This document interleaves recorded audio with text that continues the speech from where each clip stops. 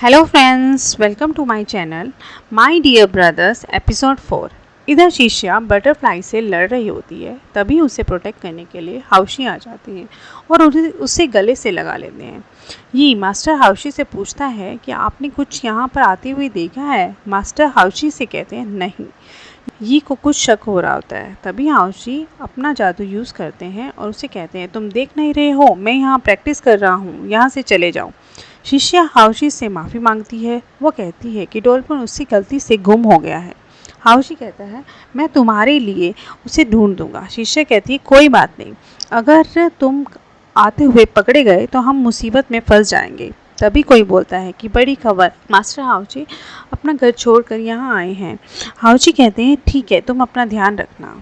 पूरे स्कूल में ये बात फैल जाती है कि मास्टर हाउची आज यहाँ पर आए हैं। सब उन्हें देखने के लिए इकट्ठा हो जाते हैं। तभी मास्टर हाउची से पूछते हैं कि तुम यहाँ कैसे हो? 15 साल के थे तब से तुम कभी कहीं बाहर नहीं गए हो। आज कोई स्पेशल रीज़न है तुम्हारे बाहर आने का? हाउची, क्या तुम्हें कुछ पर्सनल थॉट्स की वजह से परेशान हो? तुम्हें शैतान से सावधान रहना चाहिए। ये फेस तुम्हारे लिए ज़्यादा क्रिटिकल है। 200 साल की मेहनत को इस तरह रिस्क में मत डालो। मास्टर हाउशी को वापस जाने के लिए कहते हैं। मास्टर जल्दी ही जाने वाले होते हैं। तभी क्विंग फिंग शिष्य को कहती है कि अगर मास्टर हाउची हमें पढ़ाएंगे तो हम जल्दी इम्प्रूव कर पाएंगे। हाउची जैसे ही जाने वाले होते हैं, शिष्य मास्टर से कुछ कहने की परमिशन मांगती है। ये कहता है कि ये दोबारा आ गया और हर जगह यही दिखाई देता है। शिष्या मास्टर से कहती है मेरे घर में कहते हैं कि इन सब तरीकों को याद करने का सबसे अच्छा तरीका दूसरों को पढ़ाना होता है। एक टेस्ट में 2 ग्रुप के लोगों को एक जैसा आर्टिकल पढ़ने के लिए कहा गया।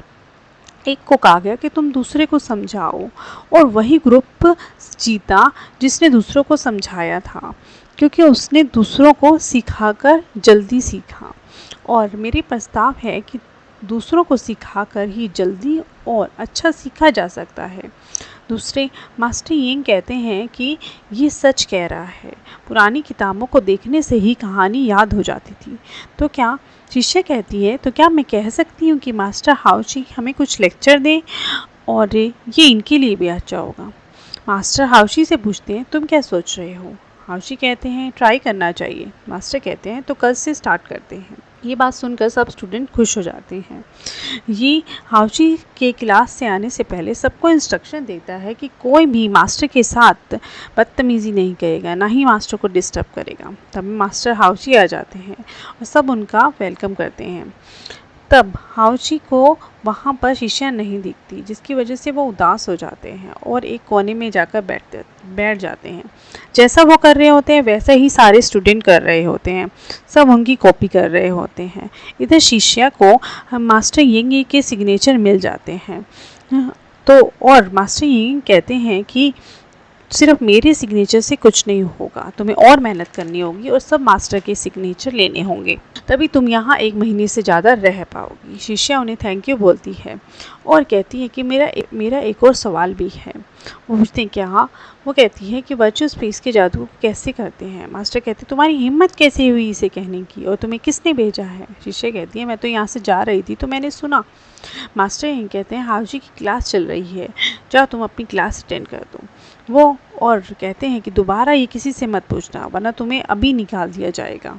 ये तभी शिष्या क्लास में आ जाती है और सब उसकी तरफ देखना शुरू कर देते हैं। शिष्या अंदर आने की परमिशन मांगती है।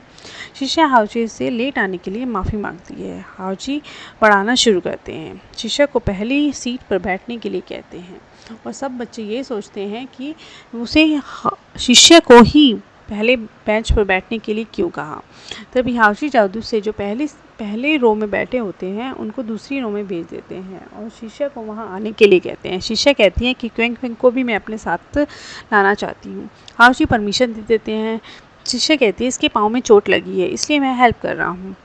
हाउशी सब सब्जेक्ट चुनने लगते हैं। तब उनका ध्यान शिष्या पर जाता है। वो खुश नहीं होती। वो शिष्या को पूछते हैं तुम्हें कुछ पढ़ना है? शिष्या को मास्टर यिंग की बात याद आती है कि स्पेस के जादू के बारे में किसी से बात नहीं करना। वो कुछ नहीं कहती।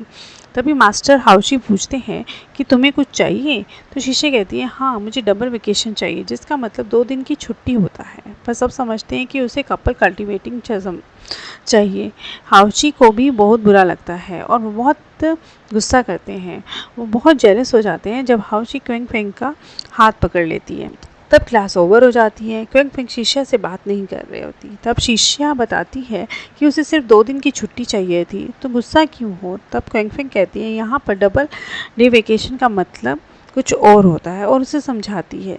तब शिष्या क्विंग फिंग के साथ रूम में होती है, तभी एक सीनियर वहाँ आ जाते हैं और मास्टर हाउची की आदेश उसे बताते हैं कि वो उसे वहाँ बुला रहे हैं और उसका सामान भी ले जाते हैं। हाउची शिष्या को अपने साथ वापस आने के लिए कहते हैं। शिष्या मना कर देती है। हाउची पूछते हैं क्यों, और डॉल्फिन के गुम होने की वजह कहीं क्विंग फिंग तो नहीं है और कहीं वो तुम्हारा सीक्रेट तो नहीं जान गया। शिष्या मना कर देती है और कहती है कि मैं संभाल लूँगी, आप बस जाने दें। हाउची कहता है कि मैं तुम्हें घर भेज रहा हूँ, तुम मुझ पर विश्वास नहीं कर रही हो। शिष्या कहती है तुम एक लड़की को यूज़ कर रहे हो अपनी ताकत बढ़ाने के लिए, मैं तुम्हारा सिर्फ एक टूल हूँ, अगर यह टूल किसी दिन टूट गया तो। हाउची कहता है कि मैं तुम्हें कभी मुसीबत में नहीं आने दूंगा, तुम्हें हमेशा प्रोटेक्ट करूंगा। शीशे कहती है कोई भी मुझे हमेशा प्रोटेक्ट नहीं कर सकता, मेरा भाई भी मुझे छोड़कर चला गया, मैं किसी से उम्मीद नहीं करती, तुमसे भी नहीं, और अब मुझे तुम भी नहीं चाहिए और ना ही तुम्हारा डॉल्फिन। और उसे डॉल्फिन देकर वहाँ से चली जाती है। शीशा क्विंग फिंग के पास जाती है और उससे दवाई देने के लिए बोलती है। क्विंग फिंग उसे दवाई देती है जिसे शीशे खा लेती है और बोलती है कि अच्छा है बाहर अंधेरा है इसलिए तुम्हें किसी ने नहीं देखा। शिष्या कहती है तुम्हारे पास कितनी बॉटल हैं। क्विंग फिंग कहती है ज़्यादा नहीं है, मैं बाहर जाती हूँ और लेके आ जाती हूँ। शीशे कहती है इससे तुम्हारी पढ़ाई ख़राब हो गई, इसलिए कोई दूसरा उपाय है। क्विंग फिंग कहती है हम जड़ी बूटियाँ मास्टर बीहोंग से ले सकते हैं, लेकिन मैं उन्हें नहीं जानती इसलिए वो मुझे नहीं देंगे। अगर मैं प्रिस्क्रिप्शन लेकर उनके पास जाती हूँ तो उन्हें पता चल जाए कि हम लड़की हैं। शीशे कहती है मेरे पास एक आइडिया है, तुम ऐसा करो कुछ और जड़ी बूटियों को भी ऐड कर दो जिससे मैं बीहोंग को हेल्प करने के लिए कहूँगी। इधर बीहोंग कुछ पिल खाते हैं, तभी शिष्या वहाँ पहुँच जाती है। मास्टर बीहोंग बहुत दर्द में होते हैं, तब पूछती है कि क्या हुआ।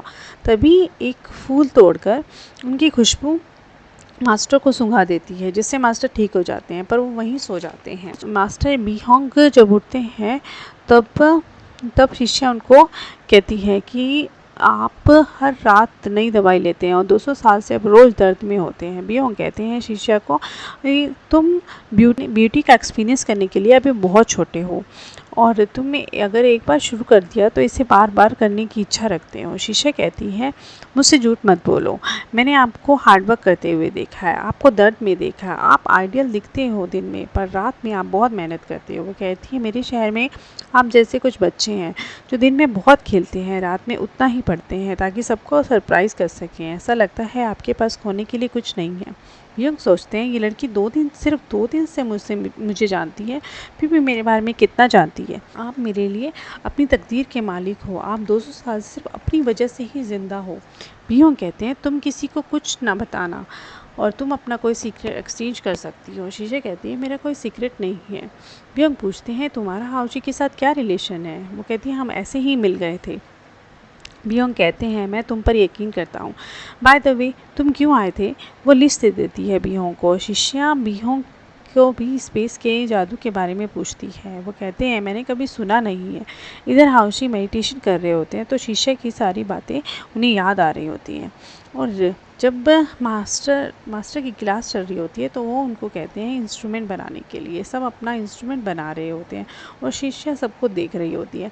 तभी मास्टर हाउची वहाँ आ जाते हैं और शिष्या को अपना इंस्ट्रूमेंट दिखाने के लिए बोलते हैं। शिष्या वहाँ पर बबल्स बनाकर दिखा देती है और क्विंग का हाथ पकड़कर हार्ट वाले बबल बनाती है जिससे हाउची जेलस हो जाते हैं और सारे बबल एक बार में ही फोड़ देते हैं। तभी ये के एक साथी को पता चल जाता है कि शिष्या स्पेस के जादू की खोज कर रही है, तो वो एक प्लान बनाकर उसे एक अंधेरी जगह में फंसा देते हैं। शिष्या को डर जाती है, ऑलमोस्ट मरने ही वाली होती है। तभी शिष्या अपने भाई को याद करती है और हाउची वहाँ पहुँच जाते हैं और उसे बचा लेते हैं। हाउची उससे कहते हैं देखा मैं अपना प्रॉमिस कभी नहीं बोलता। और यहाँ पर ये एपिसोड एंड हो जाता है। Thank you for watching.